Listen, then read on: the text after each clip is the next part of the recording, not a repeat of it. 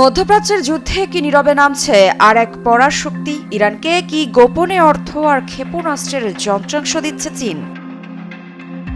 যুদ্ধের তীব্র উত্তেজনার মধ্যেই এমনই বিস্ফোরক তথ্য সামনে এনেছে আন্তর্জাতিক গণমাধ্যম। মার্কিন সংবাদ মাধ্যম CNN এর এক প্রতিবেদনের বরাতে তুরস্ক ভিত্তিক সংবাদ সংস্থা আনাদুলু এজেন্সি জানিয়েছে, চীন সরাসরি যুদ্ধে জড়াচ্ছে না ঠিকই, তবে ইরানকে আর্থিক সহায়তা, ক্ষেপণাস্ত্র সম্পর্কিত যন্ত্রাংশ এবং সামরিক সরঞ্জামের বিকল্প পার্স দেওয়ার বিষয়টি গুরুত্ব দিয়ে বিবেচনা করছে বেইজিং। প্রতিবেদনে বলা হয়েছে, বিষয়টি সম্পর্কে অবগত ৩টি সূত্রের বরাত দিয়ে জানা গেছে, চীন এখন পর্যন্ত সরাসরি যুদ্ধে জড়ানোর পথ এড়িয়ে চলছে, কিন্তু ওয়াশিংটন ইতোমধ্যেই নজর রাখছে বেইজিং এর অবস্থান ধীরে ধীরে বদলাচ্ছে কিনা।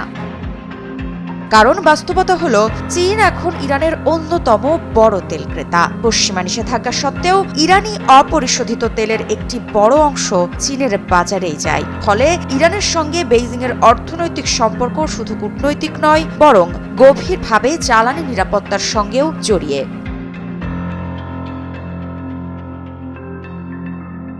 তবে একই সঙ্গে চীন খুব হিসাব করেই পদক্ষেপ নিচ্ছে বলেও জানিয়েছে বিভিন্ন গোয়েন্দা সূত্র। কারণ এই যুদ্ধ যদি আরও বিস্তৃত হয়, তাহলে হরমুজ প্রণালী হয়ে যে বিপুল পরিমাণে জ্বালানি পরিবহন হয় তা হুমকির মুখে পড়তে পারে, আর সেটি সরাসরি আঘাত করবে চীনের জ্বালানি সরবরাহে।